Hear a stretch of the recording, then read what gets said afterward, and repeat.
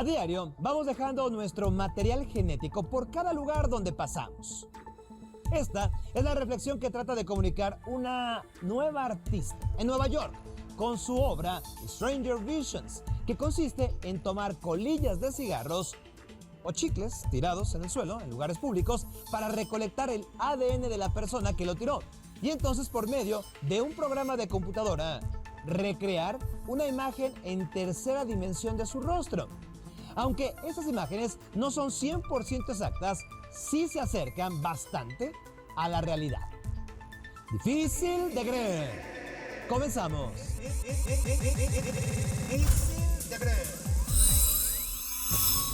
Después de la Segunda Guerra Mundial, la humanidad entró en un periodo de tensa calma. No había ningún ataque directo, pero las nuevas potencias mundiales, Estados Unidos y la Unión Soviética, de forma continua, competían, ¿sí? Esto por demostrar su superioridad, en el área económica sobre todo, pero también en la bélica. Durante esa época, la gente vivía en constante temor de un ataque nuclear, que por fortuna nunca llegó. Pero apenas en el año 2002 salió a la luz una historia sobre lo cerca, muy cerca, que estuvimos de que estallara dicha conflagración atómica y de cómo un hombre salvó al mundo entero. Su nombre, Vasily Arkhipov. Difícil de creer. Vasily Alexandrovich Arkhipov fue un oficial de la Armada Soviética que destacó por primera vez en 1961 cuando estuvo a bordo del submarino nuclear K-19, que tuvo un accidente en su mecanismo mismo que ocasionó una fuga del material radioactivo. Los oficiales intentaron contactar al mando soviético, pero sus transmisores de largo alcance también fallaron. La tripulación entonces se vio en la necesidad de arreglar la falla ellos mismos, exponiéndose a peligrosos niveles de radiación. Arkhipov asistió a los ingenieros en esta labor y también apoyó al capitán cuando la tripulación estuvo a punto de amotinarse para tomar el control del submarino. La fuga radiactiva fue controlada y el sumergible pudo contactar a otro barco soviético. Sin embargo, varios de los ingenieros fallecieron meses después por esa exposición a la radiación. Vasily Arkhipov fue condecorado y al año siguiente se le nombró segundo al mando del submarino B-59, cargado con armas nucleares y que estuvo en el centro de la acción durante la llamada crisis de los misiles en Cuba. Las crisis de los misiles en Cuba es como se denomina el conflicto que se inició cuando la Unión Soviética acordó, junto con el nuevo gobierno comunista de Fidel Castro, instalar bases con misiles nucleares en el territorio cubano apuntando hacia Estados Unidos. Esto se hizo en respuesta a que previamente los americanos instalaron bases similares en Turquía, un país vecino de la Unión Soviética. Durante su viaje a Cuba, el submarino B-59, que llevaba uno de estos torpedos, quedó incomunicado del gobierno de Moscú, sin poder recibir órdenes, por lo que no les quedaba más que permanecer en espera, tratando de evadir a las tropas de Estados Unidos que ya los buscaban. No obstante, no lograron evadirlos por mucho tiempo, y cuando una flotilla norteamericana los detectó, no le quedó más al submarino que sumergirse para evitar ser abordados. Mientras la tripulación del B-59 esperaba una respuesta de Moscú que les dijera qué hacer, los estadounidenses comenzaron a lanzar cargas de profundidad para obligar al submarino a salir a flote. Temiendo un ataque, el comandante del B-59 se planteó la posibilidad de disparar el torpedo nuclear.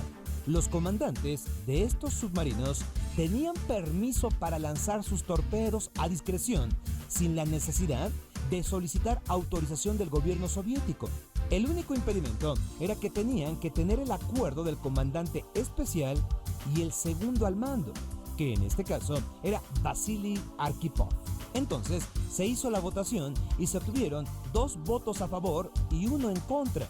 Solo Arkhipov se negó a lanzar el torpedo, temiendo que esto desataría una guerra, y logró convencer al capitán de que salieran a flote. Las tropas norteamericanas que los esperaban en la superficie no intentaron abordarlo. Después, ambos gobiernos llegaron a un acuerdo: desmantelar sus bases poniendo fin a la crisis de los misiles en Cuba. La mayoría de las negociaciones y los hechos militares durante este periodo quedaron como un secreto. Entonces, como lo platicábamos, fue hasta el año 2002 cuando el director de Seguridad Nacional de los Estados Unidos declaró que esta acción de Vasily Arkhipov salvó al mundo. Lo salvó de la aniquilación nuclear. En tan solo un par de horas, el conflicto habría terminado y tal vez, y solo tal vez, toda la vida sobre nuestro planeta también. Difícil de creer. Pregunto, ¿quién fue el primero en decir que la Tierra orbita alrededor del Sol? A. Galileo. B. Aristarco de Samos. C. Nicolás Copérnico. A regresar, la basura de algunos es la riqueza de otros. Esto es DDC. ¿Quién fue el primero en decir que la Tierra orbita alrededor del Sol? A. Galileo. B. Aristarco de Samos. C. Nicolás Copérnico. La respuesta es B. Aristarco de Samos. Difícil de creer. Desde siempre, ¿qué hacer con los desechos que producimos? Ha sido uno de los más grandes problemas de la humanidad. Por ello, es que inventamos el reciclaje, que está muy bien, ya que nos permite no solo reutilizar las cosas que considerábamos inservibles, también ha generado una industria muy grande, pero que a primera vista parece un negocio redondo. Sin embargo, en términos generales, actualmente el reciclaje en todo el mundo parece estar un tanto estancado, volviéndose para algunos un verdadero negocio basura. Difícil de creer. La idea de que las personas separemos la basura en orgánica, inorgánica y reutilizable es a todas luces fantástica. Sin embargo, la historia humana nos ha demostrado que esto ocurre únicamente en etapas de gran necesidad.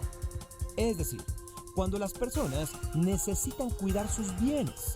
Es entonces que automáticamente reciclan de mejor manera, como ya ocurría desde hace 400 años antes de nuestra era.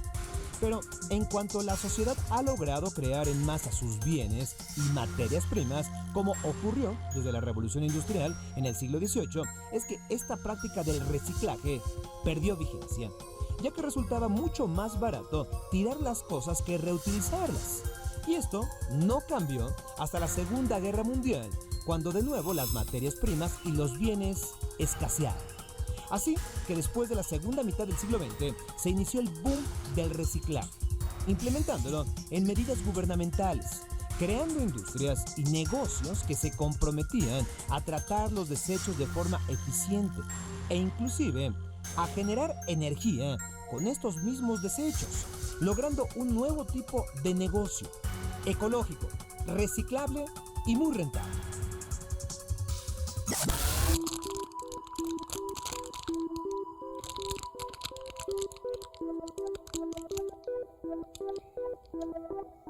Como vemos, el reciclar no se trata nada más de separar la basura, sino de tomar verdadera conciencia sobre qué hacer con los desechos.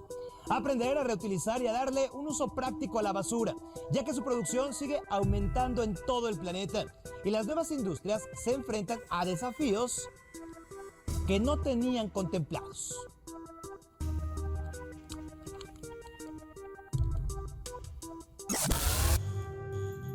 El mejor ejemplo de estos nuevos desafíos es Suecia, un país del primer mundo donde desde los años 60 se aplicaron campañas de reciclaje y producción de energía a partir de desechos que parecían ser la solución a los problemas de basura en su país. Sin embargo, esto ha generado nuevos problemas, ya que su eficiencia ha logrado que apenas 4% de todos los desechos que producen lleguen a las calles, lo que sin lugar a dudas es muy bueno, pero al ser tan eficientes reciclando y reutilizando, ahora ya no producen suficiente basura para alimentar sus plantas de energía, por lo que han tenido, escúchenlo bien, han tenido que comprar basura al país vecino que es Noruega, así como lo escucharon, comprar basura a sus vecinos para poder brindar energía a más de 250,000 hogares, lo que está produciendo nuevos problemas. Por otra parte, el incinerar los desperdicios para producir energía es una medida, digamos, polémica, ya que si no se tratan de manera adecuada, los residuos como las cenizas y los gases producidos pueden ser todavía más contaminantes. Otro problema es el que tenemos en nuestro país, ya que de los 3 millones de toneladas de plástico que se tiran cada año, tan solo el 15% se recicla, por lo que las 150 compañías dedicadas a este negocio no cubren las necesidades del país. Para poder sacarle provecho a este tipo de desechos, deberían de existir por lo menos unas 400 empresas recicladoras. Pero, por el momento, parecen no existir las condiciones para que éstas proliferen. Como hemos visto, la basura puede ser un negocio bastante rentable, pero la cuestión no es únicamente sacar dinero de algo que normalmente tiramos. Si realmente queremos solucionar el problema de la basura en nuestras comunidades, debemos ser mucho más conscientes al uso que les damos a las cosas antes de tirarlas. Difícil de creer. Difícil de creer. Una leyenda china dice que el té fue descubierto en el año 2737 a.C., cuando una hoja de esta planta cayó en una taza de agua hirviendo del emperador Shennong. Difícil de creer.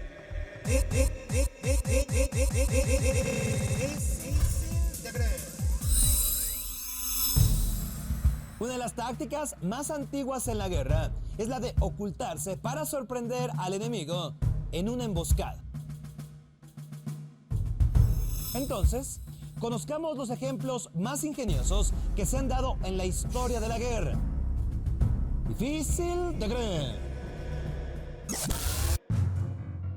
Uno de los casos más famosos de disfraces en la guerra fue el del caballo de Troya.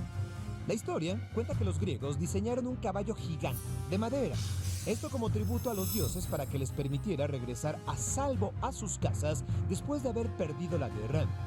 Los troyanos, grandes creyentes en los dioses, cayeron en el engaño e introdujeron el caballo dentro de su ciudad para ofrendarlo.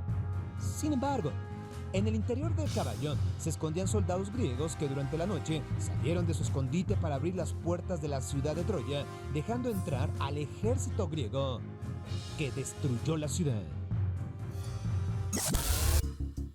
Durante la Primera Guerra Mundial, Francia se interesó mucho en desarrollar técnicas de camuflaje para sus tropas. Incluso contrató a artistas como el pintor cubista André Malraux para que se encargaran de diseñarlo. Una de las técnicas de camuflaje que crearon los franceses durante la Primera Guerra Mundial fue la de diseñar árboles que sirvieran como disfraz para los soldados. Así es, los artistas del equipo de camuflaje se encargaban de diseñar árboles de metal huecos que eran bastante similares a alguno que se encontraba en el campo de batalla. Luego, por la noche, un grupo de soldados se encargaba de derribar el árbol original y de sustituirlo con el árbol falso. Uno de los soldados se introducía en el árbol y desde ahí podía espiar al enemigo e incluso atacarlo sin ser detectados. En la Primera y Segunda Guerra Mundial, los ejércitos utilizaron una técnica conocida como buques Q o buque señuelo, que consistía en disfrazar un barco de guerra como si fuera un simple barco mercante, ocultando su artillería. Esto con la intención de atraer a los submarinos enemigos para que salieran a la superficie a atacarlos al creerlos indefensos, pero el buque señuelo aprovecharía la oportunidad para atacarlos con todo su armamento oculto. Durante la Segunda Guerra Mundial, el buque HNLMS Abraham Crimson llevó el concepto de disfrazar los barcos aún más lejos. Les cuento, los hechos ocurrieron durante la batalla del Mar de Java, Cuando las tropas aliadas habían sido aniquiladas casi por completo por el ejército japonés, solo quedaban funcionales 4 barcos que decidieron intentar escapar hacia las costas de Australia. Sin embargo, todos fueron descubiertos, excepto el Abraham Crimson, que era el más lento y casi no contaba con armas. Entonces, ¿cómo hizo para escapar? Disfrazando el barco como una isla. Lo escucharon bien, una isla.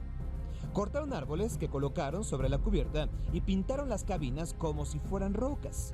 Para evitar ser descubiertos, tan solo avanzaban durante la noche y en el día anclaban el barco cerca de la costa de otra isla para camuflarse. Gracias a ello, pudieron evadir al ejército de Japón y tras 8 largas noches de avanzar lentamente en la oscuridad, lograron llegar a las costas de Australia y así reincorporarse al servicio del ejército aliado. Lo último que se está diseñando en cuanto a camuflaje es un material capaz de doblar las ondas de luz. Esto para reflejar su entorno y volverse prácticamente invisible. Los primeros prototipos ya se han diseñado y muy pronto los soldados invisibles podrían ser una realidad. Difícil de creer. Difícil de creer. Difícil de creer. La verdadera novedad asusta a las viejas generaciones. Sin embargo, la energía de lo nuevo superará siempre la resistencia de lo viejo. Como diría Jack London, la juventud, lo nuevo, lo emprendedor, marcará la pauta del camino a seguir.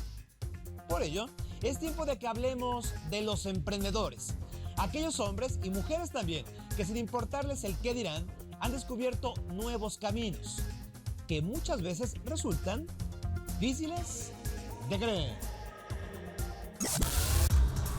El concepto de emprendedor se comienza a utilizar en el siglo XVIII y se le aplica a militares y aventureros que se arriesgan a ir donde no se tiene registro de que alguien lo hubiera hecho antes. Pero muy pronto la palabra, que según los especialistas se deriva del francés, se comienza a utilizar para referirse a aquellos inventores que comienzan a transformar el mundo industrial, sobre todo en la Gran Bretaña, donde el desarrollo de las máquinas de vapor representa un avance importantísimo para la industria. Así es que el término va ganando renombre hasta entrado el siglo XIX, cuando en los Estados Unidos gente como Thomas Alva Edison y Nikola Tesla le dan un nuevo carisma, ya que estos hombres utilizan su intelecto no solo para crear máquinas que les den a ganar dinero, sino que logran con el manejo de la electricidad transformar nuestra visión del mundo. Es en este siglo que la explotación de la energía se convierte en el impulsor de los más importantes cambios, ya que al mismo tiempo que se comenzaba a crear la primera bombilla incandescente, otra persona como John D. Rockefeller apostó por el petróleo y arriesgando su capital se convirtió muy pronto él, por ejemplo, y otros en magnates que concentraban un gran poder, no solo económico, sino también político y social. Ya que se dice que en sus mejores años, las empresas del señor Rockefeller controlaban la producción del 90% de todo el petróleo que se explotaba en Estados Unidos. Durante el siglo XIX, otros hombres como Leland Stanford y Andrew Carnegie apostaron todos sus bienes en empresas tan alocadas, en ese entonces como la fiebre del oro y la explotación del acero. Y es que gracias a las ganancias que obtuvieron, se pudieron dedicar a la filantropía, lo que sería la nueva forma de pasar a la posteridad de estos emprendedores. Como era de imaginarse, los emprendedores no se conformaron con detentar un poder económico, sino que comenzaron a trabajar para obtener un poder político que poco a poco les brindó nuevos beneficios, al grado que personajes como Leland Stanford llegó a la gubernatura del estado de California y fundó la universidad que en la actualidad lleva su nombre. Así es como, con la llegada del siglo XX, este tipo de personas creativas y con mucha visión para los negocios generaron nuevas formas de hacer dinero. El ejemplo más claro aún es la revolución computacional liderada por dos de los personajes más influyentes de nuestra era. Hablamos de Bill Gates y también de Steve Jobs. Tal vez lo más importante en el mundo de los emprendedores es que en este siglo ya no vemos tan solo a hombres norteamericanos que se convierten en magnates, sino que las mujeres y los hombres de otras nacionalidades comienzan a apropiarse de un pedazo de la historia que durante siglos les fue negado. En la actualidad hay industrias, digamos, cotidianas que son comunes y pensamos que no son un gran éxito, pero hay que pensar que hubo emprendedores que descubrieron que los cosméticos, el entretenimiento y la moda podían darles ganancias multimillonarias de la misma forma que sus antecesores lo hicieron con la explotación de la energía. Así es que llegamos al siglo XXI, donde el desarrollo de las redes sociales ha sido la punta de lanza para los nuevos emprendedores como el mundialmente famoso Mark Zuckerberg, quien con apenas 30 años de edad ha marcado el camino en lo que se refiere a las redes sociales y a nuestra forma de comunicarnos. Pero él no es el único. También están, por ejemplo, Reid Hoffman, creador de una de las redes laborales de internet más populares, o qué tal Jack Dorsey, quien nos ha enseñado cómo expresarnos con 140 caracteres a través de Twitter. Y en pocos años ha creado una empresa que de la nada pasó a generar ganancias calculadas en más de 400,000 millones de dólares. No solo eso, sino que ha agregado nuevas palabras a nuestro vocabulario. Como vemos, el desarrollo tecnológico es el lugar más propicio para los nuevos negocios, y es en el desarrollo de software que se están creando los nuevos emprendedores que, por lo visto, nos llevarán a conquistar literalmente las estrellas en los próximos años. Las transformaciones que estas personas han generado en nuestras sociedades son muy profundas. Y sin lugar a dudas, seguirán descubriendo nuevos caminos por donde nadie se ha atrevido a andar hasta ahora, pero que nos impulsarán a alcanzar nuevas metas. Difícil de creer.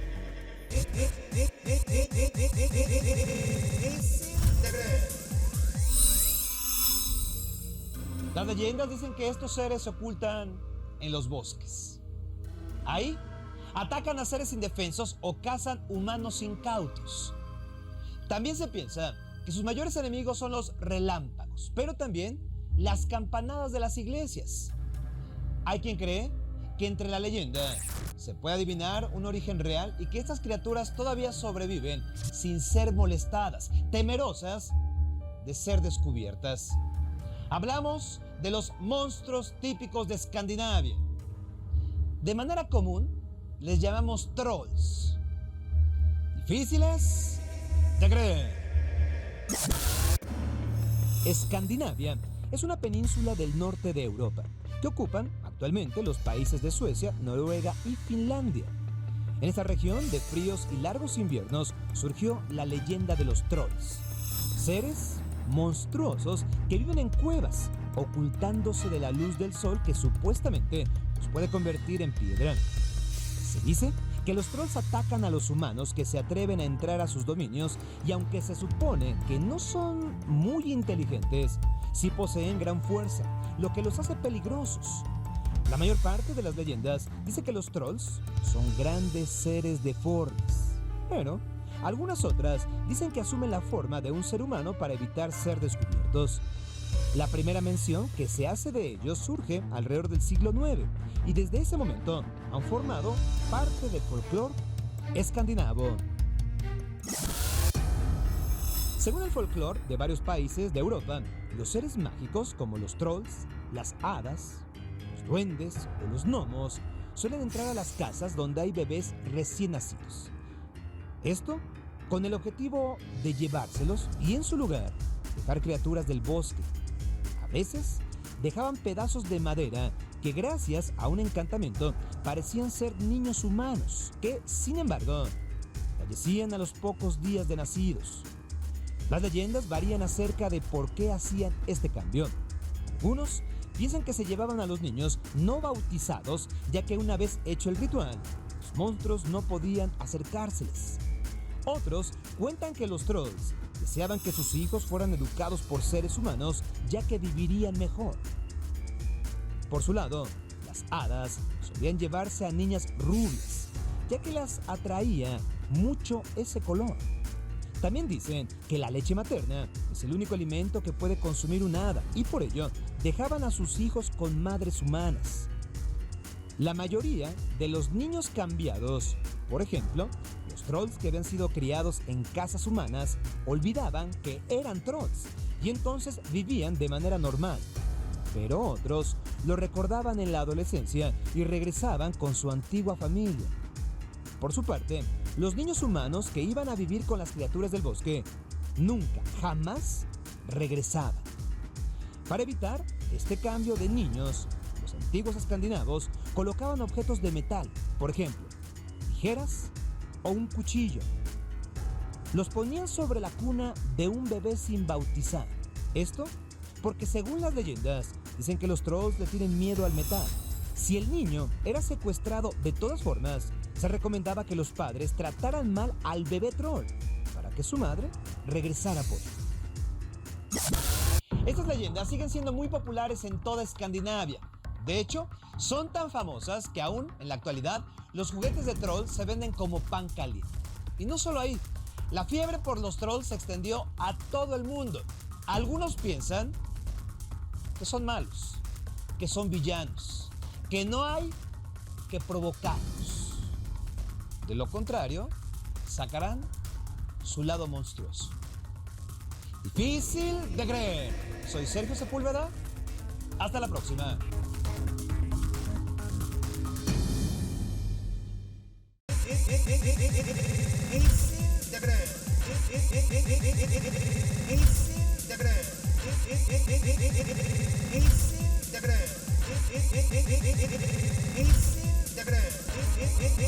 Difícil de creer.